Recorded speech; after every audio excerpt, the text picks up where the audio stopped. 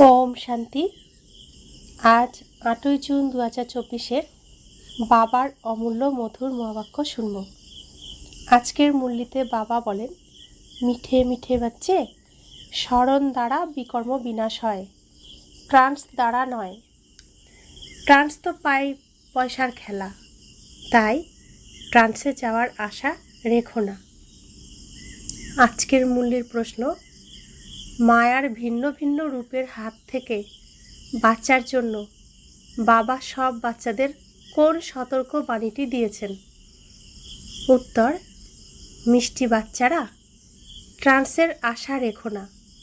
জ্ঞান যোগে ট্রান্সের কোনো কানেকশান নেই। মুখ্য হলো পড়াশোনা। কেউ ট্রান্সে গিয়ে বলে, আমার মধ্যে মাম্মা এসেছেন, বাবা এসেছেন। এইসব হলো সূক্ষ্ম মায়ার সংকল্প। এইসব থেকে খুব সতর্ক থাকতে হবে। মায়া অনেক বাচ্চার মধ্যে প্রবেশ হয়ে উল্টো কর্ম করিয়ে দেয়, তাই ট্রান্সের আশা রাখবে না। ওম শান্তি। মিষ্টি মিষ্টি আত্মিক বাচ্চারা এই কথা তো বুঝে গেছে যে একদিকে হলো ভক্তি, অন্যদিকে হলো জ্ঞান। ভক্তি অসীম এবং অনেকেই ভক্তি করা শেখায়, শাস্ত্রও শেখায়, মানুষও শেখায়। এখানে না আছে কোনো শাস্ত্র, না আছে মানুষ, কোনো মানুষের দ্বারা প্রদান করা নয়। এখানে শিক্ষা প্রদান করেন একমাত্র আত্মিক পিতা, যিনি আত্মাদের বোঝান। আত্মাই ধারণ করে। পরমপিতা পরমাত্মার মধ্যে সম্পূর্ণ জ্ঞান বিদ্যমান আছে। 84 চক্রের নলেজ তার মধ্যে আছে, তাই ওনাকেও স্বদর্শন চক্রধারী বলা যেতে পারে। বাচ্চাদের অর্থাৎ আমাদেরও তিনি স্বদর্শন চক্রধারী বানাচ্ছেন। বাবাও ব্রহ্মার দেহে বিরাজিত আছেন, তাই তাকে ব্রাহ্মণও বলা যেতে পারে। বাবা তিনিও যেহেতু ব্রহ্মা বাবার শরীরে বিরাজ করেন, শরীরকে রথ বানিয়ে তিনি এখানে পার্ট প্লে করছেন, তাই তিনিও ব্রাহ্মণ। আমরাও তার সন্তান। যে ব্রাহ্মণ সেই দেবতায় পরিণত হয়। এখন বাবা বসে স্মরণের যাত্রা শেখাচ্ছেন। এতে হঠযোগ ইত্যাদির কোনো ব্যাপার নেই। তারা হঠযোগে বসে ট্রান্স, ধ্যানে মগ্ন স্থিতিতে ইত্যাদিতে চলে যায়। এ কোনো প্রশংসার ব্যাপার নয়। ট্রান্সের কোনো বিশেষত্ব নেই। ট্রান্স হলো পয়সার খেলা। কখনো কাউকে তোমরা এমন বলবে না যে আমরা ট্রান্সে যাই, কারণ আজকাল বিদেশে যেখানে সেখানে অনেকেই ট্রান্সে যায়। ট্রান্সে গেলে না তাদের কোনো লাভ হয়, না তোমাদের। বাবা বুঝবার শক্তি দিয়েছেন। ট্রান্সে না আছে স্মরণের যাত্রা, না আছে জ্ঞান। ট্রান্সে ধ্যানমগ্ন মানুষ কখনো কোনো জ্ঞান শুনবে না, না তার কোনো পাপ ভস্ম হবে। ট্রান্সের কোনো গুরুত্ব নেই। বাচ্চারা যোগযুক্ত হয়, তাকে ট্রান্স বলা হয় না। স্মরণের দ্বারা বিকর্ম বিনাশ হবে, ট্রান্সে বিকর্ম বিনাশ হবে না। বাবা সতর্ক করেন যে বাচ্চারা ট্রান্স বা ধ্যানমগ্ন হওয়ার শখ রেখো না। তোমরা জানো বিনাশের সময়ে সন্ন্যাসী ইত্যাদিদের জ্ঞান প্রাপ্ত হবে। তোমরা তাদের নিমন্ত্রণ পত্র দিতে থাকো, কিন্তু এই জ্ঞান তাদের বুদ্ধিরূপী কলসে এত তাড়াতাড়ি আসবে না। যখন সামনে বিনাশ দেখবে তখন আসবে, তখন বুঝবে এবারে মৃত্যু এলো বলে। যখন কাছ থেকে দেখবে তখন বিশ্বাস করবে তাদের পার্ট হলো শেষ সময়ে। তোমরা বলো এখন বিনাশের সময়, মৃত্যু আসবে, তারা ভাবে সবই গল্প। তোমাদের বৃক্ষটির ধীরে ধীরে বৃদ্ধি হয়। সন্ন্যাসীদের শুধু বলতে হবে যে বাবাকে স্মরণ করো। এই কথাও বাবা বুঝিয়েছেন যে তোমাদের চোখ বন্ধ করতে হবে না। চোখ বন্ধ করলে বাবাকে দেখবে কিভাবে? আমরা আত্মা, পরমপিতা পরমাত্মার সামনে বসে আছি। তিনি দৃশ্যমান নন, কিন্তু এই জ্ঞান বুদ্ধিতে আছে। তোমরা বাচ্চারা বুঝতে পারো পরমপিতা পরমাত্মা আমাদের পড়াচ্ছেন এই শরীরের আধারে। ধ্যান ইত্যাদির কোনো কথা নেই। ধ্যানে যাওয়া কোনো বড় কথা নয়। এই ভোগ ইত্যাদিও সব কিছু ড্রামাতে নির্দিষ্ট আছে। সার্ভেন্ট হয়ে ভোগ নিবেদন করে আসো। যেমন সার্ভেন্টরা ধনী ব্যক্তিদের ভোজন পরিবেশন করে, তোমরাও হলে সার্ভেন্ট, দেবতাদের ভোগ নিবেদন করতে যাও। তারা হলেন ফরিস্তা। সেখানে মাম্মা বাবাকে দেখে। সেই সম্পূর্ণ মূর্তিও হলো এইম অবজেক্ট। তাদের এমন ফরিস্তা কে বানিয়েছে? বাকি ধ্যানমগ্ন হওয়া তো কোনো বড় কথা নয়।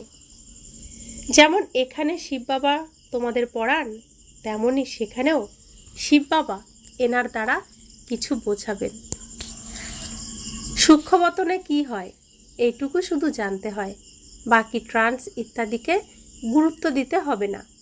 কাউকে ট্রান্স বা ধ্যানমগ্ন হয়ে দেখানোও হলো বালখিল্য ব্যাপার। বাবা সবাইকে সতর্ক করছেন, ট্রান্সে যেও না, এতে অনেক সময় মায়ার প্রবেশ ঘটে। এই হলো পড়াশোনা। কল্প কল্প বাবা এসে তোমাদের পড়ান। এখন হলো সঙ্গম যুগ। তোমাদের ট্রান্সফার হতে হবে। ড্রামার প্ল্যান অনুযায়ী তোমরা পার্ট প্লে করছো। পার্টের মহিমা আছে। বাবা এসে পড়ান ড্রামা অনুযায়ী। তোমাদেরকে বাবার কাছে একবার পড়াশোনা করে মানুষ থেকে দেবতা অবশ্যই হতে হবে। এতে বাচ্চাদের খুশি হয়। আমরা বাবাকে এবং রচনার আদি মধ্য অন্তকে জেনেছি। বাবার শিক্ষা পেয়ে খুব খুশিতে থাকা উচিত। তোমরা কিন্তু পড়ছো নতুন দুনিয়ার জন্যে। সেখানে হয় দেবতাদের রাজ্য, তাই অবশ্যই সঙ্গম যুগে পড়াশোনা করতে হবে। তোমরা এই দুঃখ থেকে মুক্ত হয়ে সুখে প্রবেশ করো। এখানে তমপ্রধান হওয়ার দরুন তোমরা অসুস্থ হয়ে যাও। এইসব রোগ ব্যাধি দূর হয়ে যাবে। মুখ্য হলো পড়াশোনা। এতে ট্রান্স ইত্যাদির কোনো কানেকশান নেই। এ কোনো বড় কথা নয়। তো বাবা বলছেন যে তুমি পৃথিবীতে থেকেই রিহার্সাল করো। পৃথিবীতেই আমি এসেছি তোমাদেরকে পড়াশোনা করাতে, ট্রেনিং করাতে, রিহার্সাল করাতে। তো ট্রান্স সম্পর্কে তোমাদের একটু অভিজ্ঞতা থাকা দরকার, তাই তোমাদের আমি বুঝিয়েছি। কিন্তু তোমাদের ট্রান্সে যাওয়ার শখ রাখা উচিত নয়। তো বাবা বলছেন অনেক স্থানে এমন ধ্যানমগ্ন হয়ে যায়, তারপরে বলে মাম্মা এসেছে, বাবা এসেছে। বাবা বলেন এইসব কিছুই নয়। বাবা একটি কথাই বোঝান, তোমরা যে অর্ধকল্প দেহ অভিমানী হয়েছ, এখন দেহি অভিমানী হয়ে বাবাকে স্মরণ করো, তাহলে বিকর্ম বিনাশ হবে। একেই স্মরণের যাত্রা বলা হয়। যোগ বললে যাত্রা প্রমাণিত হয় না। আত্মারা তোমাদের এখান থেকে যেতে হবে, তমপ্রধান থেকে শতপ্রধান হতে হবে। তোমরা এখন যাত্রা করছো। তাদের যে যোগ আছে তাতে যাত্রার কোনো কথা নেই। হঠযোগী অনেক রয়েছে, সেটা হলো হঠযোগ, শারীরিক যোগ ব্যায়াম। এখানে হলো বাবাকে স্মরণ করা। বাবা বলেন মিষ্টি মিষ্টি বাচ্চারা, নিজেকে আত্মা নিশ্চয় করো। এমন করে অন্যকেও বোঝাবে না। এ হলো পড়াশোনা। বাবার সন্তান হয়ে বাবার কাছে পড়াশোনা করা এবং অন্যদের করানো। বাবা বলেন তোমরা মিউজিয়াম খোলো, সবাই নিজের থেকে তোমাদের কাছে আসবে। কাউকে কষ্ট করে ডাকতে হবে না। তারা বলবে এই জ্ঞান তো খুব ভালো, আগে কখনো শুনিনি। এতে তো ক্যারেক্টার শুধরে যায়। প্রধান হলো পবিত্রতা, যার জন্য এত হাঙ্গামা ইত্যাদি হয়, অনেক ফেল হয়ে যায়। তোমাদের অবস্থা এমন হয়ে যায় যে দুনিয়ায় থেকেও তোমরা তাদের দেখো না। খাওয়া দাওয়া করার সময়ও তাদের বুদ্ধি যেন বাবার দিকে থাকে। লৌকিক বাবা যেমন যখন নতুন বাড়ি তৈরি করে তখন সবার বুদ্ধি নতুনের দিকে চলে যায়, তাই না? এখন নতুন দুনিয়া তৈরি হচ্ছে। অসীম জগতের পিতা অসীম জগতের গৃহ নির্মাণ করছেন। তোমরা জানো আমরা স্বর্গবাসী হওয়ার জন্য পুরুষার্থ করছি। এখন চক্রটি পূর্ণ হয়েছে। এখন আমাদের ঘর অর্থাৎ পরমধাম এবং স্বর্গে যেতে হবে। তার জন্য পবিত্র অবশ্যই হতে হবে। স্মরণের যাত্রা দ্বারা পবিত্র হতে হবে। স্মরণের সময়েই বিঘ্ন সৃষ্টি হয়। এই সময়েই তোমাদের যুদ্ধ। পড়াশোনার সময় যুদ্ধের কথা নেই। এই পড়া হলো খুবই সিম্পল। 84 চক্রের নলেজ খুব সহজ, কিন্তু নিজেকে আত্মা নিশ্চয় করে বাবাকে স্মরণ করো, এতেই হলো পরিশ্রম। বাবা বলেন স্মরণের যাত্রা ভুলে যেও না। কমপক্ষে 8 ঘন্টা অবশ্যই স্মরণ করো। শরীর নির্বাহের জন্য কর্মও করতে হবে, ঠিক মতন ঘুমাতেও হবে। এ হলো সহজ মার্গ। যদি বলা হয় একদম ঘুমাবে না, তাহলে তো হঠযোগ হয়ে গেল। হঠযোগী তো অনেক আছে। বাবা বলেন সেই দিকে কিছু দেখো না, তাতে কোনো লাভ নেই। তারা কত রকমের হঠযোগ ইত্যাদি শেখায়, সেসব হলো মনুষ্যমত। তোমরা হলে আত্মা। আত্মাই শরীর ধারণ করে পার্ট প্লে করে, ডাক্তার ইত্যাদি হয়। কিন্তু মানুষ দেহ অভিমানী হয়ে পড়ে। আমি অমুক, আমি তমুক, অহংকার চলে আসে। এখন আমরা জ্ঞান প্রাপ্ত করেছি।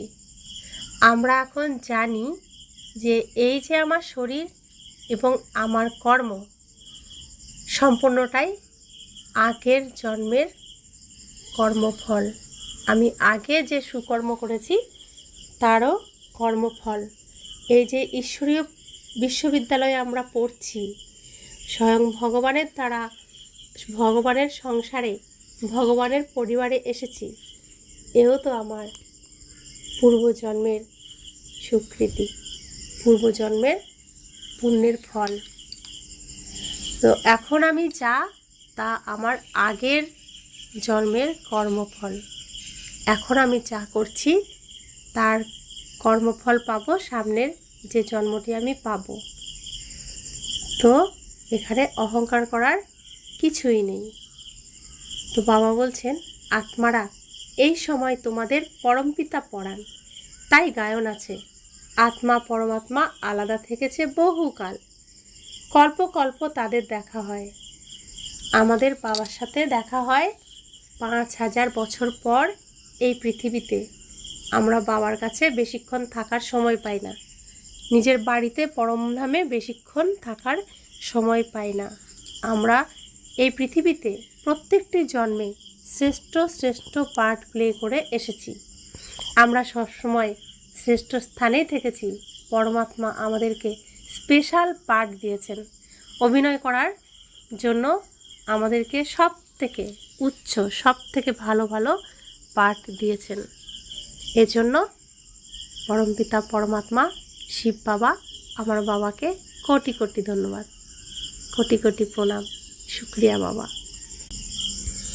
বাবা বলছেন বাকি যে সম্পূর্ণ দুনিয়া আছে তারা সব দেহ অভিমানের প্রভাবে সবাইকে দেহ নিশ্চয় করে পড়ে এবং পড়ায়। বাবা বলেন আমি আত্মাদের পড়াই। জজ, ব্যারিস্টার ইত্যাদি সবাই আত্মা। তোমরা আত্মারা শত প্রধান পবিত্র ছিলে। তারপরে তোমরা পার্ট প্লে করতে করতে সবাই পতিত হয়েছ। তখন ডেকেছ বাবা এসে আমাদের পবিত্র আত্মা বানাও। বাবা হলেন পবিত্র।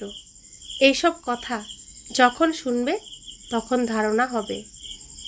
বাচ্চারা, তোমাদের ধারণা হয় তখন তোমরা দেবতায় পরিণত হও। আর কারো বুদ্ধিতে বসবে না, কারণ এইসব নতুন কথা। এই হলো জ্ঞান, সেটা হলো ভক্তি। তোমরাও ভক্তি করে দেহ অভিমানী হয়ে যাও। এখন বাবা বলেন বাচ্চারা আত্ম অভিমানী হও। আমরা আত্মা, বাবা এই শরীর দ্বারা আমাদের পড়ান। ক্ষণে ক্ষণে স্মরণ রেখো, এই একটিই সময় যখন আত্মাদের পিতা পরমপিতা পরমাত্মা পড়ান। সম্পূর্ণ ড্রামাতে আর কখনো ওনার পার্ট নেই, শুধু এই সঙ্গম যুগেই আছে। তাই বাবা তবু বলেন, মিষ্টি মিষ্টি বাচ্চারা, নিজেকে আত্মা নিশ্চয় করো, বাবাকে স্মরণ করো। এ হলো খুব উঁচু মানের যাত্রা। চড়লে চাকবে বৈকুণ্ঠ রস, বিকারে নামলে একেবারে ভেঙে চুরমার হয়ে যাবে। তবুও স্বর্গে তো আসবেই, কিন্তু পদমর্যাদা কম হবে। এইভাবে রাজত্ব স্থাপন হচ্ছে। এতে কম পদের অধিকারীও চাই। সবাই কি আর জ্ঞানে চলে? তাহলে বাবার অনেক সন্তান প্রাপ্ত হওয়া উচিত ছিল। যদি প্রাপ্ত হয়েও যায়, তাও কম সময়ের জন্য।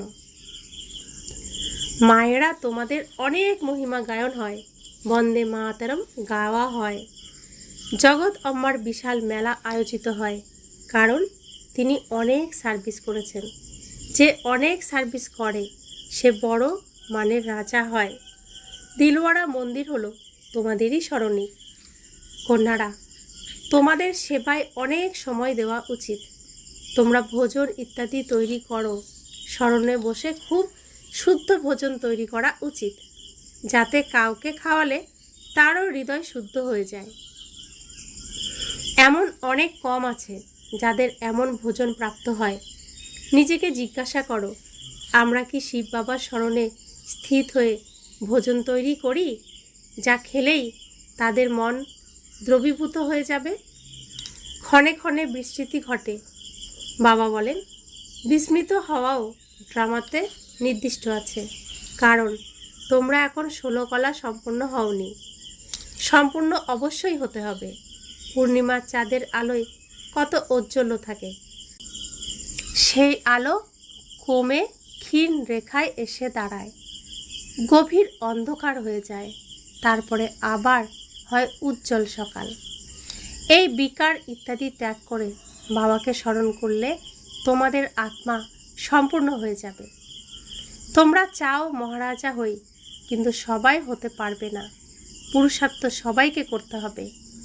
কেউ একটুও পুরুষার্থ করে না, তাই মহারথী অশ্বারোহী পদাতিক বলা হয়। মহারথীদের সংখ্যা কম হয়।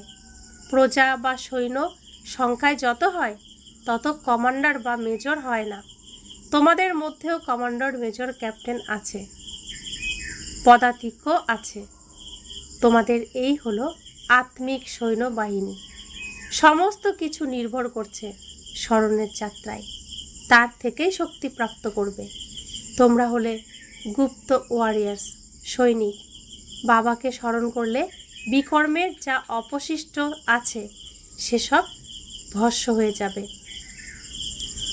বাবা বলেন, ব্যবসা ইত্যাদি করো, কিন্তু বাবাকেও স্মরণ করো। তোমরা হলে জন্ম জন্মান্তরের প্রেয়সী, একমাত্র প্রিয়তমের।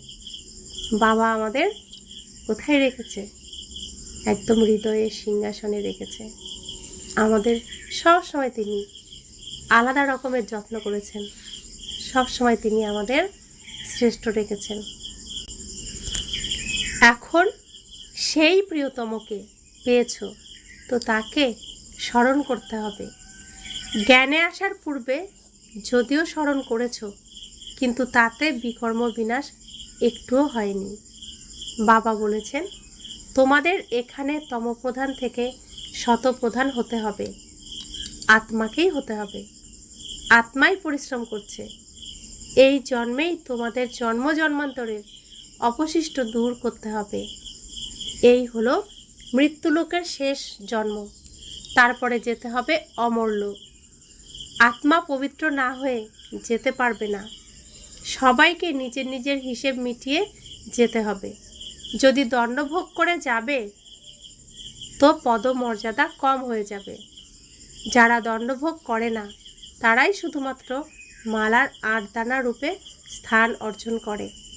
9 রত্নের আংটি তৈরি হয়। এমন হতে হলে বাবাকে স্মরণ করার খুব পরিশ্রম করতে হবে। আমাদের বাবা কত সহজ করে দিয়েছেন। শুধুমাত্র স্মরণ করাই আমাদের কাজ। আর বাকি উপোস করা, তারপরে গঙ্গা স্নান করা, তীর্থে যাওয়া, রাত জাগা, কোনো কিছুই তিনি আমাদের করতে বলেননি। শুধুমাত্র মনে মনে স্মরণ করতে বলেছেন।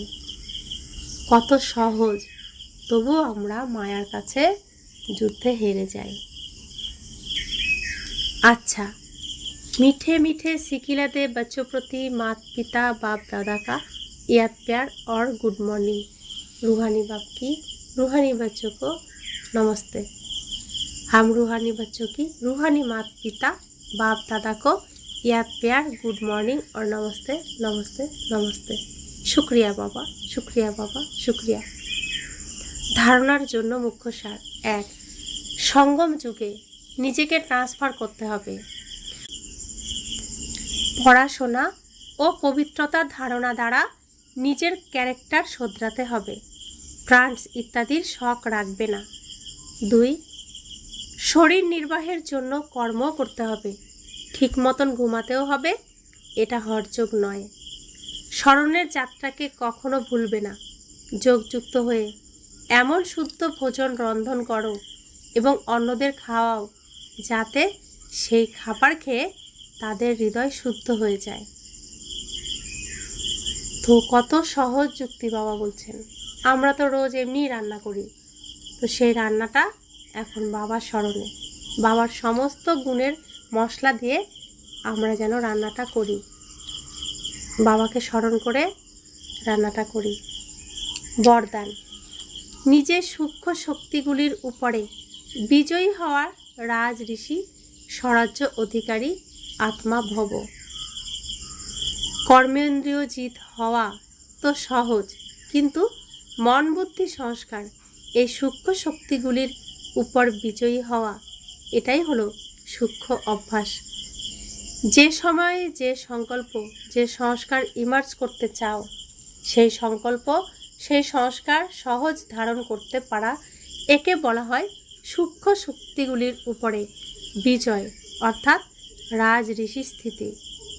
যদি সংকল্প শক্তিকে অর্ডার করো যে এখনই একাগ্রচিত্ত হয়ে যাও, তো রাজার অর্ডার সেই সময়ে সেই প্রকারে মান্য করা, এটাই হলো রাজ্য অধিকারীর লক্ষণ।